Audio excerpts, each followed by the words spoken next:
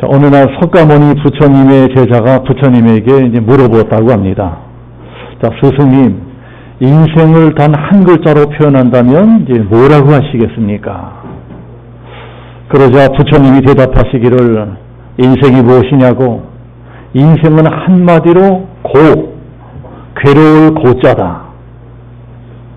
공자의 제자도 공자님께 똑같은 질문을 했다고 합니다. 스승님, 인생이 무엇입니까? 인생을 딱 한 글자로 줄여서 말씀해 주십시오. 그러자 공자님이 대답하시기를, 인생은 어려울 난자다. 이 두 글자를 합치면 고난이 됩니다. 고난이란 말이 이제 여기서 나왔다고 알려져 있습니다. 우리 인생은 괴롭고 어려운 것이다. 인생이란 그 자체가 고난이다. 성경 욥기에 이런 말씀이 있습니다. 인생은 고난을 하여 났나니 불티가 하늘로 나른 것과 같으니라. 불을 피우면 불티가 하늘로 날아가지 않습니까? 불티가 땅으로 꺼지지 않습니다. 그런 것처럼 불을 피우면 불티가 하늘로 날아가는 게 당연한 것처럼 우리 인생에도 고난이 있다는 것은 너무나 당연한 일이다. 오히려 고난이 없으면 오히려 그게 더 이상한 일이다. 그렇다면 이런 고난이 언제부터 생겨나느냐? 언제부터 생겨났을까요? 우리 인간들이 죄짓고 에덴 동산에서 쫓겨나면서부터 시작되었다고 말씀을 합니다. 그때부터 사람들이 가는 곳마다 가시와 엉겅퀴가 돋아나게 되어 있습니다. 창세기 3장 18절이 그런 말씀입니다. 땅이 내게 가시덤불과 엉겅퀴를 낼 것이라. 가시덤불과 엉겅퀴, 이것이 고난입니다. 먹고 살겠다고 열심히 밭 갈고 농사를 지는데 계속 잡초가 돋아나고 계속해서 해충이 찾아옵니다. 농사 짓는 게 그냥 잡초와의 전쟁이고 해충과의 전쟁입니다. 뽑아도 또 돋아나고 뽑아도 또 돋아나고 쫓아나면 또 찾아오고 쫓아나면 또 찾아오고. 지금 우리들도 그러고 살고 있지 않습니까? 뭔가 좀 사업이 되고 장사가 되는구나 싶으면 바로 꼬나박 걸 일이 생깁니다. 이제 겨우 먹고 살만해졌구나 생각하면 바로 무슨 일이 터지고 몸에 병이 걸리고, 이런 게 다 가시덤불과 엉겅퀴 같은 것들입니다. 그렇지만 이런 것들은 원래는 에덴 동산에는 없었던 것들입니다. 이런 것들은 다 우리 인간들이 죄를 짓고 에덴 동산에서 쫓겨나면서부터 생겨난 것들입니다. 이렇게 가시덤불과 엉겅퀴가 에덴 바깥에서 생겨난 원수라면 에덴 안에서부터 따라 나온 원수도 있었습니다. 자, 그게 뭘까요? 뱀이 따라 나왔습니다. 뱀. 에덴에서 쫓겨날 적에 사람만 쫓겨난 것이 아니라 뱀도 같이 쫓겨났습니다. 그런데 사람들의 신세를 망쳐놓은 이 뱀이라고 한 놈이 에덴을 나와서도 사람들이 모여 사는 것이면 거기가 어디든지 꼭 쫓아다니면서 못살게 구는 것입니다. 이 뱀이 바로 사탄이고 마귀라 할 수 있습니다. 사탄 마귀가 우리 인간들에게서 빼앗아 버린 것이 있다면 감사와 찬양이고, 대신에 우리들에게 준 선물이 있다면 원망과 불평입니다. 사탄 마귀는 원망과 불평으로 우리들을 망하게 만들어 버립니다. 하나님은 원망 불평을 싫어하시기 때문에 그 누구라도 원망 불평하는 사람은 복을 받지를 못합니다. 그런데 사탄이란 놈이 틈만 나면 우리 마음속에 원망 불평을 집어넣어주기 때문에 우리들이 사는 것이 이 모양 이 꼴인 것입니다. 그래서 하나님께서는 이 사탄도 적절하게 관리를 하십니다. 성경에서 뱀은 사탄을 상징합니다. 그래서 뱀이라는 놈이 지 멋대로 돌아다니지 못하게끔 하나님께서 어떨 때는 막아주시고 어떨 때는 풀어놓으십니다. 우리가 감사하면서 살아갈 적에는 뱀을 딱 막아주시고, 우리가 원망 불평을 살아갈 적에는 우리를 정신 차리게 하시려고 뱀을 풀어놓으세요. 그래서 성경의 역사는 뱀과 함께 시작해서 뱀과 함께 끝나는 역사입니다. 창세기에서 뱀과 함께 시작한 인류 역사는 요한계시록에서 큰 뱀, 즉 용을 붙잡아서 귀신들을 가두는 무적갱 속에 집어 쳐놓으면서 이 성경이 끝이 납니다.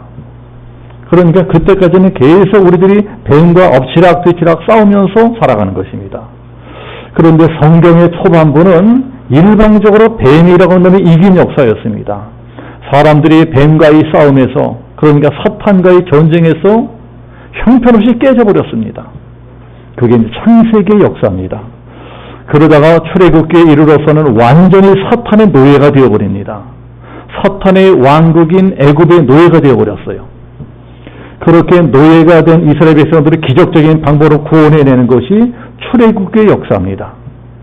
그리고 그렇게 구원해낸 하나님의 백성들을 저 잃어버린 에덴 동산을 상징하는 젖과 꿀 있는 땅, 축복의 땅, 가나안 땅까지 인도해가는 것이 오늘 우리가 읽은 이 민수기의 역사인 것입니다. 자, 비록 출애굽에는 성공했을지라도, 애굽에서 해방되는 것을 성공했을지라도 가나안 땅까지 가는 길은 절대로 만만하지가 않았습니다. 낮에는 뜨겁고 밤에는 춥고 사방천지의 전갈과 독사들이 우울거리고 이런 광야길을 지나가야 됩니다. 그게 또 우리 인생길이기도 합니다. 그런데 이런 광야길을 지나가야 되는 성경 민수기의 역사는 또 어떤 역사냐? 이게 그냥 원망불평의 역사라는 것입니다.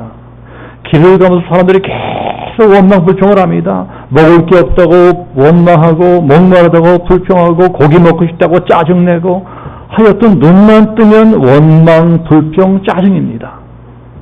오늘 성경도 그런 말씀입니다. 이스라엘 사람들이 한창 가나안 땅을 향해 가다가 에돔 땅을 만납니다. 에돔 땅은 이스라엘로 그 가나안 땅으로는 지름길입니다. 그 땅을 지나가면은 훨씬 더 빨리 가나안 땅에 도착을 할 수가 있습니다. 그런데 에돔 족속들이 자기네 땅을 지나가는 것을 허락하지 않는 것입니다. 길을 딱 막고 보내주지를 않아요. 이게 우리가 오늘 읽은 말씀 바로 전장인 20장 18절 말씀입니다. 20장 18절 말씀 보면 에돔 왕이 대답하되 너는 우리 가운데로 지나가지 못하리라. 내가 칼을 들고 나가 너를 대적할까 하노라. 그래서 결국 어떻게 되죠?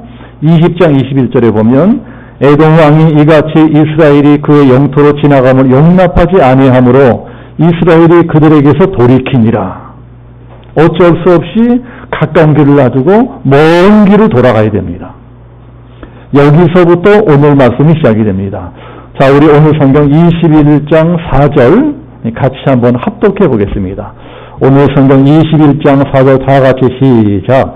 백성이 호르산에서 출발하여 홍해길을 따라 에돔 땅을 우회하려 하였다가 길로 말미암아 백성의 마음이 상하니라. 자, 보세요. 그런데 성경 이 4절 끝에 보면은 길로 말미암아 백성의 마음이 상하니라 이런 말씀이 나옵니다. 길 때문에 백성들의 마음이 상했다는 것입니다. 이스라엘 백성이 짜증이 났습니다. 날씨는 덥고 힘들어 죽겠는데 왜 이렇게 먼 길을 돌아가야 하느냐? 하나님이 왜 이렇게밖에 못하시느냐? 마음이 상한 것입니다.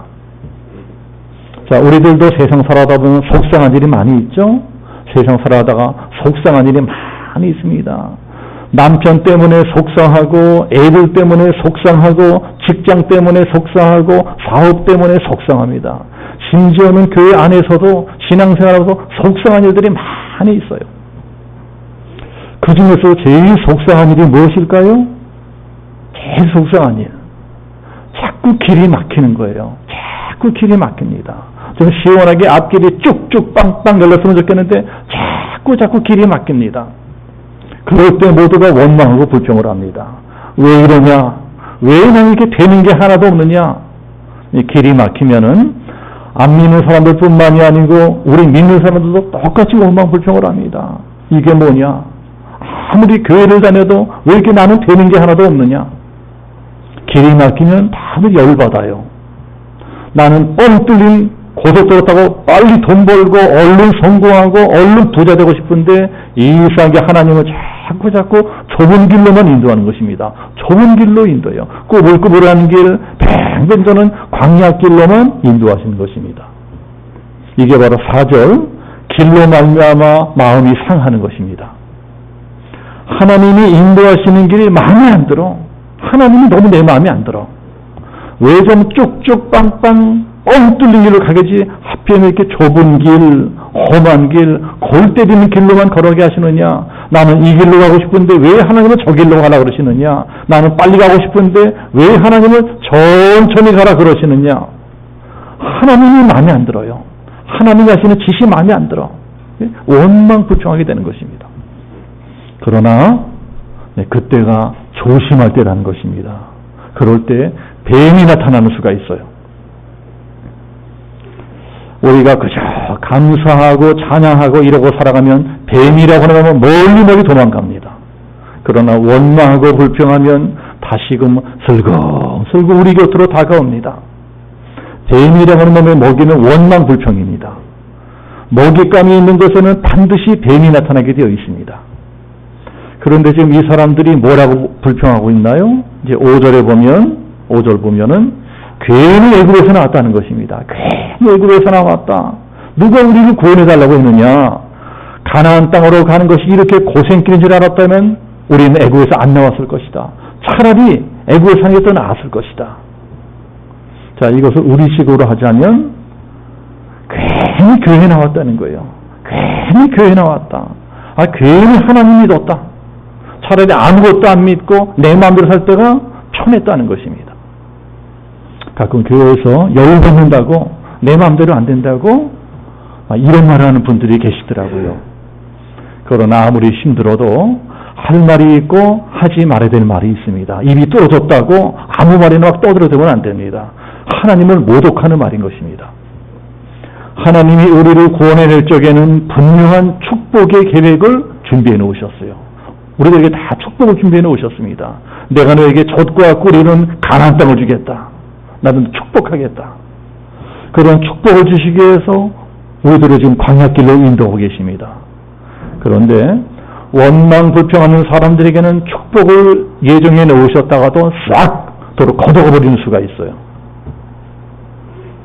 원망 불평하면은 받기로 예정되어 있던 축복까지 다 빼앗기는 수가 있습니다. 더 나아가서 자기 복만 뺏기는 것이 아니라 남의 복을 받을 복까지 다 뺏기게 만들 수 있습니다. 하나님 왜 그렇게 하시느냐? 그만큼 원망 불평이라고 하면 정형성이 강하다는 것입니다. 자, 앵무새 아시잖아요? 앵무새. 근데 앵무새는 희한하게 사람이 하는 말을 똑같이 따라합니다. 저도 어느 동물원에 가서 앵무새를 봤는데 너무나 신기하게 사람의 말을 똑같이 따라하더라고요. 그런 앵무새를 키우는 두 사람이 있었습니다. 그런데 한 사람은 욕쟁이였어요. 욕쟁이. 입만 열었다면 못 팔하고 그냥 욕이기 때문에 이제 그 집 앵무새도 자기 주인을 따라 기똥차게 욕을 잘합니다. 그런데 또 한 사람은 아주 믿음이 좋은 사람이었어요. 늘 찬양하고 감사하고 살아갑니다. 그러니까 그 집 앵무새도 자기 주인을 따라서 찬양을 잘하고 감사를 잘해요. 얼마나 보기 좋겠어요.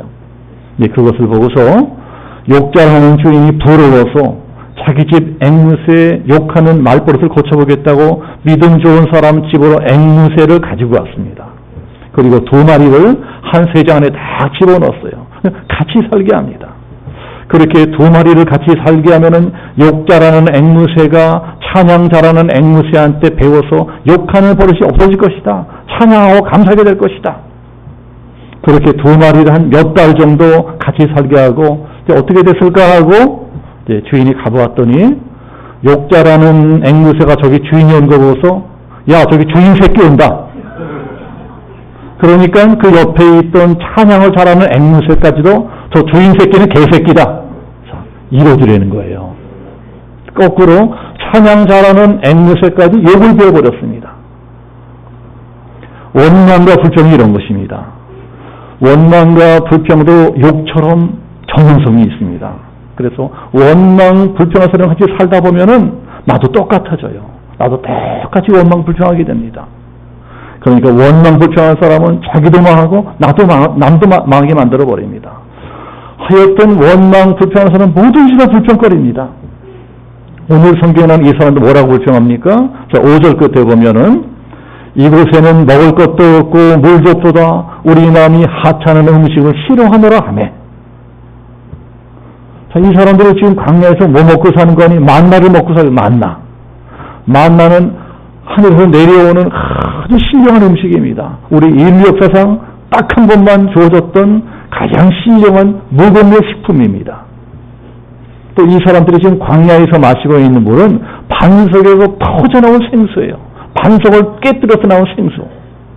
이거야말로 진짜 완벽한 크리스탈 무공의 생수입니다. 그러니까 이 사람들이 지금 먹는 주식은 완전 영양식품이고 완전 무공의 식품입니다. 자, 그런 것을 농사 짓지 않아도 매일 공짜로 주십니다. 아침에 일어나면 사방에 쫙 깔린 게 다 만나니까 그냥 주워다가 먹으면 되는 것입니다. 또 비가 안 와도 늘 생수가 있습니다. 요새 우리나라의 가뭄이 심해서 어떤 지방은 식수까지 부족하다고 하는데 이 사람들은 전혀 그런 걱정할 필요가 없습니다. 하나님이 사막 한복판에서도 반석을 터뜨려서 막 생수를 콸콸 주십니다. 그 생수는 퍼먹어도 마르는 법이 없어요. 200만 명 가까운 사람들이 매일 기적의 양식을 먹고 기적의 생수를 마시고 살아갑니다.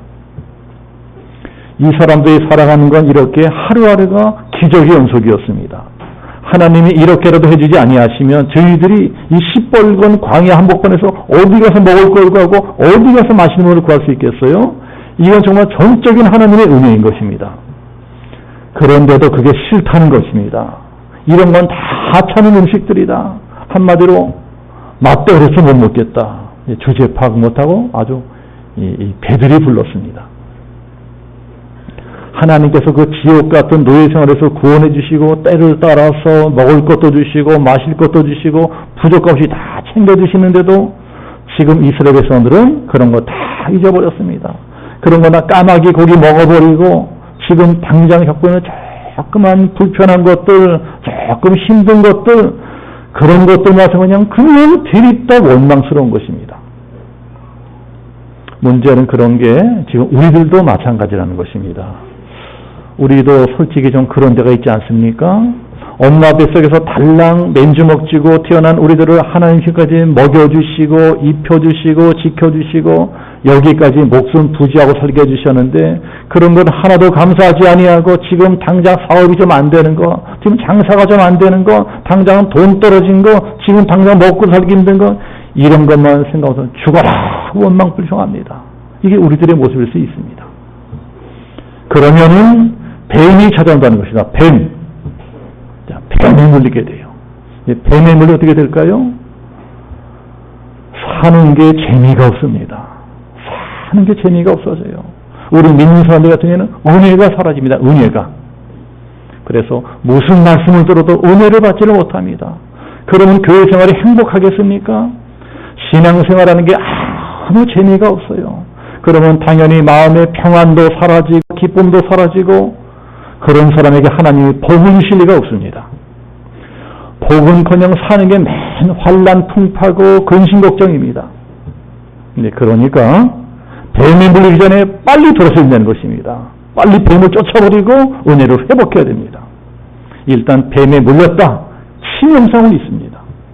믿음이고 뭐고 다 까먹어버리고 이미 받았던 축복까지 다 뺏겨버리는 것입니다.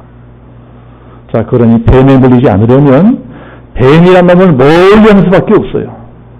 뱀이란 놈, 마귀란 놈을 아예 내 근처에 가까이 얼씬도 못하게 만들어버리는 것이 최고로 좋은 방법입니다. 자, 그러면 어떻게 해야 뱀이란 놈이 내 가까이 얼씬도 못하게 만들 수 있을까요? 어떻게? 감사하고 살아가면 얼씬도 못합니다. 찬양하고 살아가면 멀리 도망간다는 것을 믿으시기를 축복합니다. 자, 그러나 원망하면 불평하면 뱀들은 자꾸 나한테 가까이 옵니다. 먹을 게 있으니까 자꾸 썩은 냄새를 풍기니까 더러운 악한 영들, 귀신들 자꾸 찾아오는 것입니다. 그런데 이스라엘 사람들이 어리석게 자꾸 원망, 불평해서 뱀들을 불러 모으다가 뱀들에게 물려버렸습니다. 뱀에 물리고 나서 정신을 차리고 뒤늦게 모세를 통사정을 합니다. 7절 보면 백성이 모세에게 이르러 말하되 우리가 여호와와 당신을 향하여 원망함으로 범죄하였사오니 여호와께 기도하여 이 뱀들을 우리에게 떠나게 하소서. 벌써 독사에 물려가지고 이 사람 저 사람 막 죽어나가고 있습니다. 재앙이 닥쳐서 줄초성이 났습니다. 그걸 보고 모세가 이 백성들을 용서해달라고 간절하게 부르짖어 기도합니다. 모세가 간절하게 부르짖어 기도하니까 하나님이 말씀하십니다. 자, 뭐라고 말씀하시나요? 우리 8절. 자, 8절도 같이 한번 합독해 보겠습니다. 8절 다 같이 시작. 여호와께서 모세에게 이르시되 불뱀을 만들어 장대 위에 매달아라. 몰린 자마다 그것을 보며 살리라. 하나님이 제시한 사람들에게 살 길을 열어주시는 것입니다. 구원의 길을 열어주십니다. 구리로 뱀의 형상을 하나 만들어서 높은 장대 위에 매달아라. 그리고 뱀에 물린 사람들은 다 나와서 그 구리뱀, 노뱀을 바라보아라. 그렇게 바라보는 자는 다 치료받게 되고 더 살아나게 될 것이다. 자, 여러분, 이것이 바로 구약성경에 나타난 예수 그리스도의 복음입니다. 누구든지 노뱀을 바라보는 자는 다 살아날 것이다. 누구든지 주의 이름을 부르는 자는 다 구원을 받게 될 것이다. 주 예수를 믿으라. 그리하면 너와 내 집이 구원을 받으리라. 예, 그러나 솔직히 지금 뱀에 물려가는 사람들이 보기에는 이건 정말 말도 안 되는 소리입니다.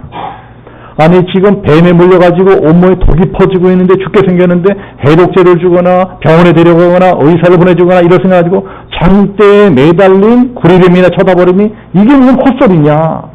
이게 무슨 살 길이란 말이냐? 그러나 안 믿어져도 그게 살 길입니다. 노뱀 자체에 무슨 능력이 있다는 것이 아니고 그렇게 약속하신 하나님의 말씀에 능력이 있는 것입니다. 약속의 말씀을 믿고 순종하면 이 구원의 능력이 나타난다는 것입니다. 노뱀을 만들어서 장대 위에 매달아라. 그리고 몰린 자는 그것을 바라보면 살아날 것이다. 여기에는 이제 두 가지 영적인 비밀이 있습니다. 장대에 매달린 뱀은 구리로 만든 뱀이죠. 노뱀이 노뱀. 그러니까 분명히 뱀의 모습을 가지고 있기는 하지만 사실 그 속에 독은 없어요. 독. 노뱀이 독이 없습니다. 예수님도 마찬가지 아닙니까? 사실 예수님도 겉보기에는 우리하고 똑같이 죄인의 몸으로 이 세상에 오셨어요. 그러나 예수님은 전혀 죄가 없으십니다. 그러니까 죄 없는 하나님의 아들 예수님이 죄 짓고 죽어가는 우리들을 구원하시려고 저 하늘로부터 내려오셔서 우리 죄를 대신해서 나무에 매달려 죽었다는 것입니다. 그렇기 때문에 오늘 말씀에 나오는 장대에 매달린 노뱀은 바로 예수님의 십자가를 상징합니다. 예수님께서도 요한복음 3장에서 오늘 말씀에 대해서 이렇게 정확하게 설명하셨습니다. 모세가 광야에서 뱀을 든 것 같이 인자도 들려야 하리니 이는 저를 믿는 자마다 영생이 있게 하려 함이니라. 이것이 바로 신앙입니다. 신앙이라고 하는 한자 말에 이 비밀이 들어 있습니다. 자, 신앙이 한자로 뭡니까? 자, 신앙은 믿을 신, 우러를 앙. 이게 신앙입니다. 그러니까 신앙이라고 하는 것은 믿음으로 우러러보는 것입니다. 믿음으로 바라보는 것입니다. 참 한자가 성경적이죠. 믿음으로 노뱀을 바라볼 적에 치료받는 역사가 나타나는 것입니다. 치유를 받아요. 믿음으로 예수 그리스도를 바라볼 적에 구원의 역사가 나타난다는 것입니다. 6절에 보면 지금 이스라엘 사람들을 물어 죽이는 뱀은 불뱀들이래. 불뱀들. 복수인 것이에요. 복수. 한두 마리가 아니라 그 숫자가 굉장히 많다는 것입니다. 그러나 이 사람들을 구원해 주는 뱀은 9절에 보면 노뱀. 단수의 단수. 딱 한 마리라는 것입니다. 이게 무슨 뜻이에요? 뱀들처럼 죄라고 하는 것도 그 종류가 많고 다양합니다. 그러나 치유받을 수 있는 길은 딱 하나밖에 없다. 살아날 수 있는 길은 노뱀을 바라보는 길 하나밖에 없지 다른 여러 가지 방법이 있는 것이 아니라는 것입니다. 누군가가 하나님이 명령하신 노뱀 말고 비슷하게 생긴 놈들을 여기저기 만들어봤자 그런 건 아무 짝에도 소용이 없습니다. 그런 것들이 바로 우리 인간들이 만들어놓은 종교라고 하는 거, 종교. 다른 종교들 보면 언뜻 보면은요, 우리 기독교랑 비슷비슷합니다. 그래서 잘 모르는 사람들이 종교는 다 비슷하니까 아무거나 믿어도 된다. 그래서 이리 가나 저리 가나 구원받는 길은 똑같다. 그러나 이제 잘못 알고 있는 것입니다. 아무리 비슷해 보여도 비슷한 것만으로는 절대로 사람을 구원할 수 없습니다. 오히려 비슷한 것들이 많이 만들어질수록 더 헷갈리고 구원받는 길에 장애만 됩니다. 내가 곧 길이요 진리요 생명이니 나로 말미암지 않고서는 아버지께로 올 자가 없느니라. 사도행전에도 다른 이로서는 구원을 받을 수 없나니 천하 만민 중에 구원받을 만한 다른 이름을 우리에게 주신 일이 없습니다. 오직 구원받는 길은 한 길밖에 없다는 것들을 믿으시는 분들만 큰 소리로 아멘 하시고 축복합니다. 구원받는 길은요, 예수 믿는 길은 하나밖에 없습니다. 이 사람들이 나와서 살 길은 구리됨, 노뱀을 바라보는 길밖에 없습니다. 믿고 바라보는 자는 다 사람이 될 것이요, 믿지 않고 다른 방법, 다른 길, 다른 종교를 찾아 헤매는 자는 다 죽게 될 것이다.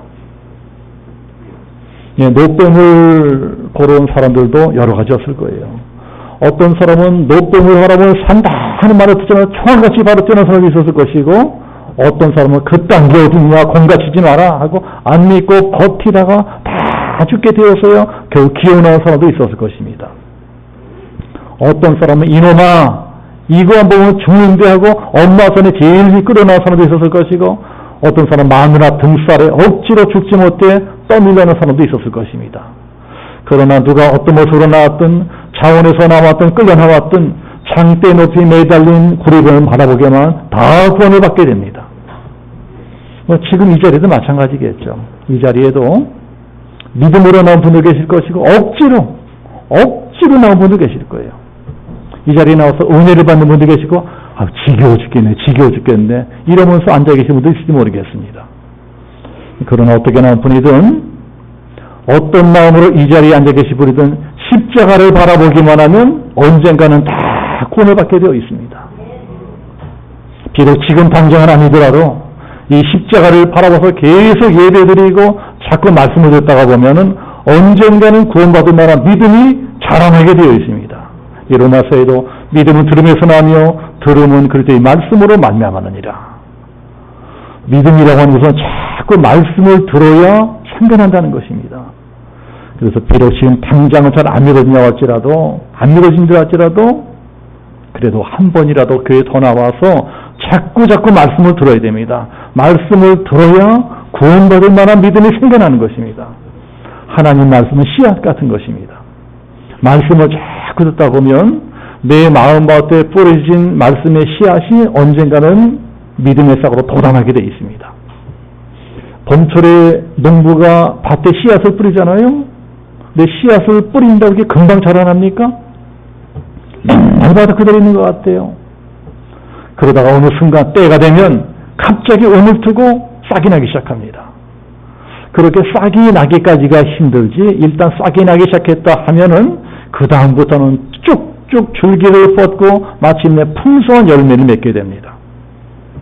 그런 것처럼 말씀도 자꾸 듣고 또 듣다 보면 어느 순간 마음이 활짝 열리는 때가 있습니다. 성경에 이런 말씀도 있었나? 귀가 반짝 뜨입니다. 이건 바로 내 귀 같아? 그게 바로 믿음의 싹이 돋아나는 순간입니다. 그때부터 구원의 역사가 일어납니다.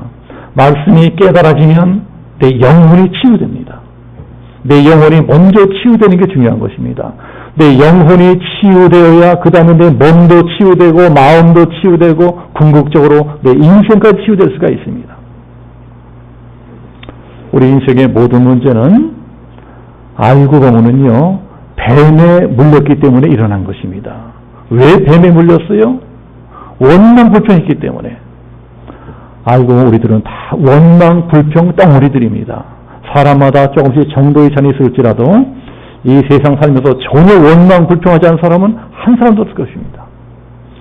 하나님 우리가 늘 감사하고 찬양하고 살기 원하시는데 정작 우리가 제일 많이 하고 제일 잘하는 일은 원망 불평하는 일입니다.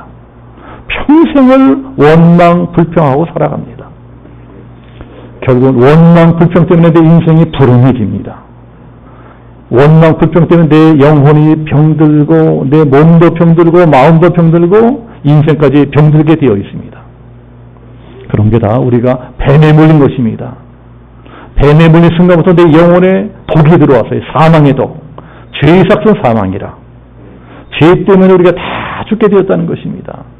그러나 다 죽게 된 내 인생이 어떻게 살아갈 수 있느냐? 죄의 삭은 사망이요 하나님의 은사는 그래서 예수 안에 있는 영생이니라. 십자가를 바라보면 다 살아나게 된다는 것을 믿으시기를 축복합니다. 자, 우리 9절 같이 한번 합독해 보겠습니다. 9절 다 같이 시작. 모세가 놋뱀을 만들어 장대 위에 다니 뱀에게 물린 자가 놋뱀을 쳐다본 즉 모두 살더라. 무슨 죄를 지은 사람이라도 하나님 앞에 나와서 십자가를 바라보면서 주 예수의 이름으로 기도하면 다 사함받게 됩니다. 무슨 병에 걸린 사람이라도 십자가 바라보며 주 예수 이름으로 기도하면 다 치료받게 됩니다. 무슨 문제가 있는 사람이라도 십자가 바라보면서 예수 이름으로 간구하면 다 해결받게 됩니다. 그러니 자꾸 하나님 앞에 나오셔야 됩니다. 하나님이 부르시게 나오기만 하면, 십자가 앞에서 기도하기만 하면 다 용서받고 구원받고 문제 해결받고 병 고침받게 된다는 것들을 믿으시기를 축복합니다. 제가 이제 우리 교회를 개척하고 이제 얼마 지나지 않았을 때예요. 그때 하도 장이 좋지가 않아가지고 뭐가 잘못되었나 하고 이제 병원에 가서 대장 내시경을 검사를 받아봤더니 뜻밖의 직장암이라는 통보를 받았습니다. 직장암이라는 통보를 받았는데 다행히 암이 한 2cm 미만의 조그만 암이었어요.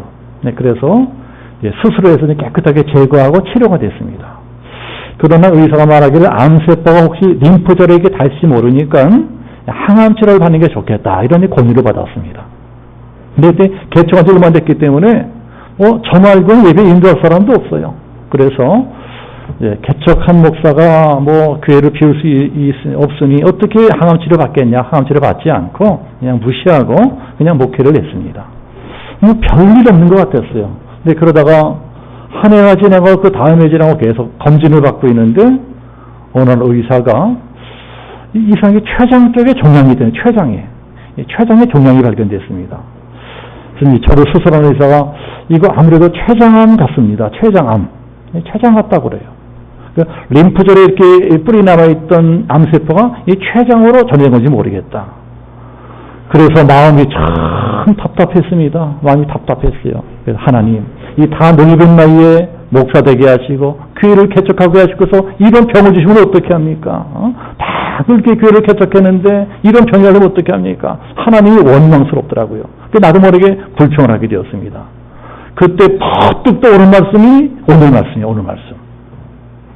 아니다. 이럴 게 아니라 나도 얼른 놋뱀을 바라봐야 되겠다. 놋뱀을 바라보고 기도해야 되겠다. 그때부터 매일 새벽마다 밤마다 그래서 십자가를 바라보면서 기도했습니다. 모세가 놋뱀을 만들어 장대 위에 다니 뱀에게 물린 자마다 놋뱀을 쳐다본 적 다 살더라. 십자가 바라보면 살아나게 될 것이다.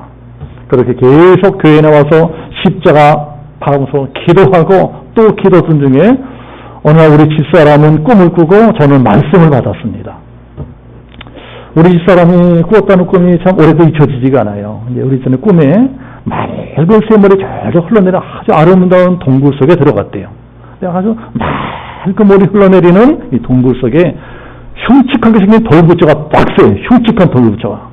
그래서 이 아름다운 경치, 이 아름다운 동굴 속에 이 무슨 놈의 돌부처냐? 우리 사람이 돌을 때려 박살을 내버렸대요. 그래서 잠을 깨는 순간에 퍼뜩 드는 생각이 아하, 하나님께서 우리 남편 몸속에 있는 암덩어리를 없애주셨구나. 이 믿음이 들더래요. 저는 그날 새벽에 기도하다가 이런 말씀을 받았습니다. 무슨 말씀인고 하니 로마서 말씀. 그리스도 예수 안에 있는 자에게는 결코 정죄함이 없나니 이는 그리스도 예수 안에 있는 생명의 성령의 법이 죄와 사망의 법에서 너를 해방되었음이니라. 그 말씀을 받는 순간에 몸이 시원해지면서 병이 치료됐구나 하는 걸 깨닫게 됐습니다. 이게 오래전의 일이에요. 그리고 과연 세브란스 병원 패트시티로 정밀 검사를 한 결과 종양이 흔적을 깨끗하게 사라졌다고 하는 통보를 받았습니다. 여러분, 뱀에 물린 자마다 놋뱀 바라보면 살게 된다는 걸 믿으시기를 축복합니다. 우리에게 어떠한 문제가 있다 할지라도 무슨 병이 걸렸을지라도 신앙이 뭐라고요? 믿으신 우러르라. 믿음으로 예수님 우러를 바라보기만 하면 믿음으로 내 죄를 대신해서 십자가에 달려 죽으신 예수님을 믿기만 하면, 믿고 기도하면 다 살아나게 된다 하는 것을 믿으시기를 축복합니다. 이 한 주간도 오직 예수님만 바라보고 원망 대신 찬양으로, 불평 대신 감사로 수천 년 전에 이스라엘 사람들이 광야께서 체험했던 이 치유의 기적을 우리도 똑같이 체험하게 되시기를 예수님 이름으로 축복합니다. 우리 함께 기도하겠습니다.